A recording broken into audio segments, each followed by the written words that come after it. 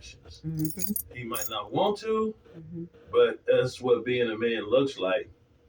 You know, you live and you die by the decisions that you make. That's what being a man is all about.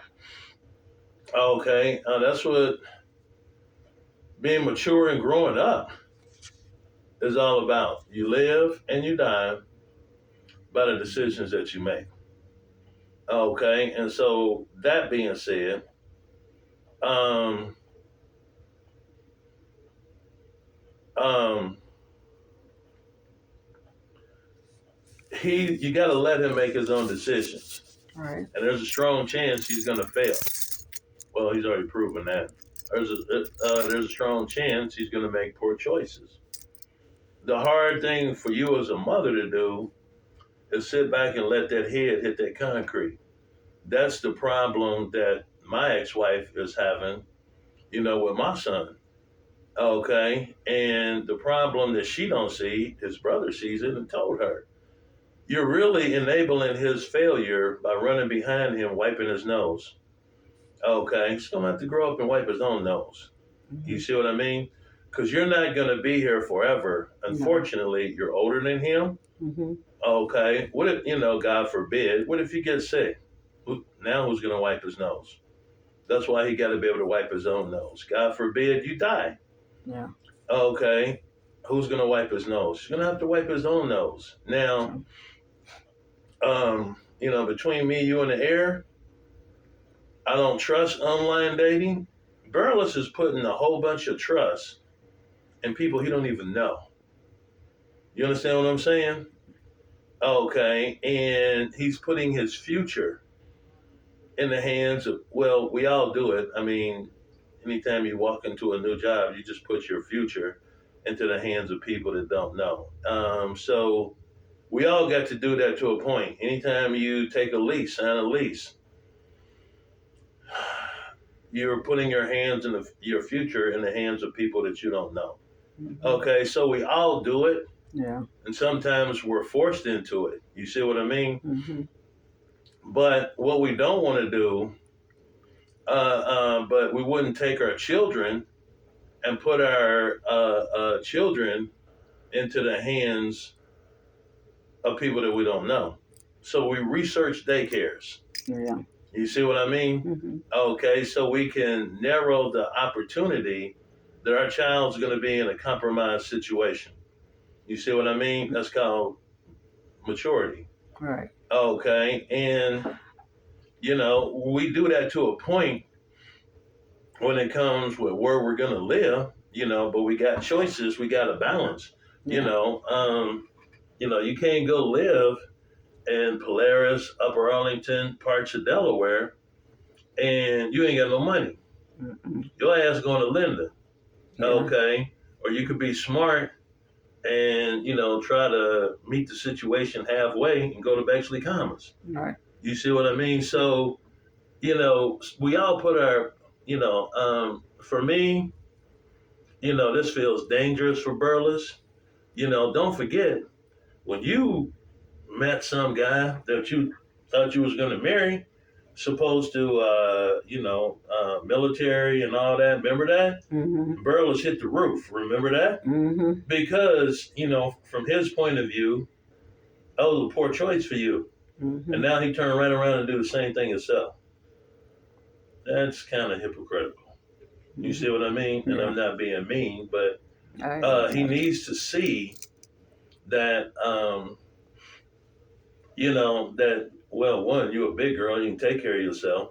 Okay. I wouldn't have been happy if that thing had went south. You'd have went with that guy, whatever y'all was planning to do, and things had went south.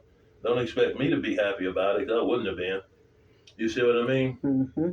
Because I care about you. So you care about Burles, right?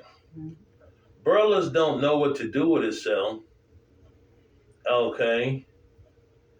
And he's grasping at straws, trying to figure out what to do with himself. And so the downside to that, while he don't know what to do with himself, is he keeps making mistakes. He made phone calls to the wrong people and had to go back. Remember that? Mm-hmm. Okay. Well, eventually he's going to get all that behind him and, it'll be in front of him. But he still thought he was doing the right thing and did the wrong thing. You see what I mean? You being a little bit more mature before the disaster happened, you saw that dealing with this guy, you saw something because you pulled back. Mm-hmm. You see what I mean? So you saw, I don't know what you saw. I saw the fact that the inconsistency of communication, and then someone else pulled my coat and was like, I'm talking to the same person. So I'm like, okay, this ain't gonna work. So you saw something, and then you pulled back, right? Before the disaster happened. Yeah. Okay. I challenge Burla's ability to pull back before the disaster happens. Okay, because he's grasping at straws and making thank you, Lord, and making mistakes. He's grasping at straws, trying to find anything, something to prove to you, to prove to Shalita, to prove to your brother, to prove to his daughter, to prove to your friends, whatever friends he got, and truthfully, to prove to himself that he is a man and he can handle his business and he can succeed and he can survive.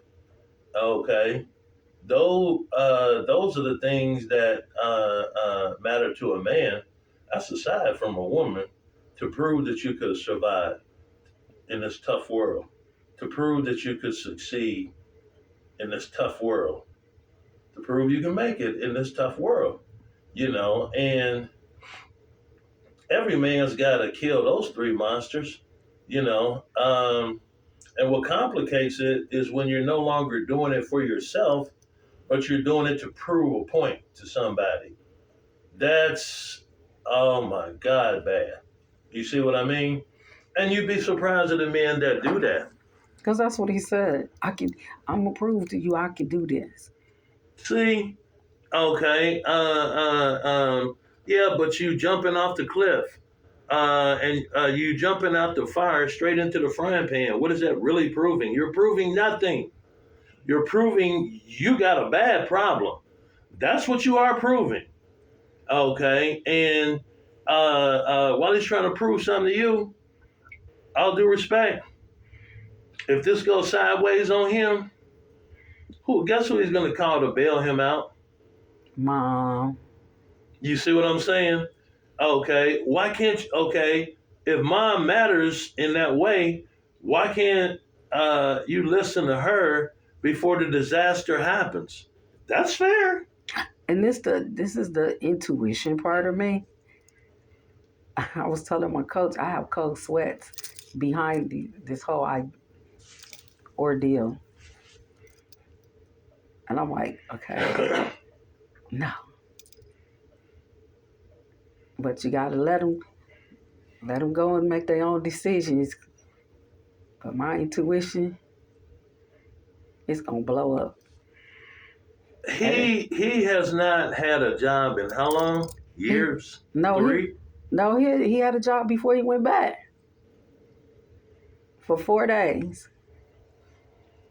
And they told him he could come back and go to the exit program and then he done sent information to where he's going for a job down there. So The same type of job, but it's a small town. that is an environment that he don't need to be in. A small town environment. Because and the truth of the matter is, has he told this girl what he was in jail for? Mm-hmm. They already looked it up. And nobody cares. They accepted. He done talked to the mom. Okay. Well, see, the problem with that is this right here. Everybody is not accepting of that. Okay. And in a small town environment like that, if word gets out about his past, he gonna have to deal with being disrespected at work. They have a whole lot of them where I looked it up. A friend of mine was gonna move there anyway, and I was like, "That's on you." I don't do that visiting in these little spots like that. Yeah, and I have an aunt that don't live that far from this vicinity, and she said that's where most of the sex offenders go. All right, well, if it's a thing where they're commonly accepted, all right, that's fine. So what that means is he won't have a problem finding a place to live. But I could tell you, having dealt with sexual offenders, trying to get a sexual offender house is a nightmare. Okay, Mm-hmm. it might be accepted there, but I can tell you about Columbus, Ohio from experience. I know. Okay, so if that's what he feels, you know, that he's got to do, let him do it. But here's the thing. Uh, um, I really want to tell you to tell him you better make it work. And if you don't make it work, don't call me. That's what I really want.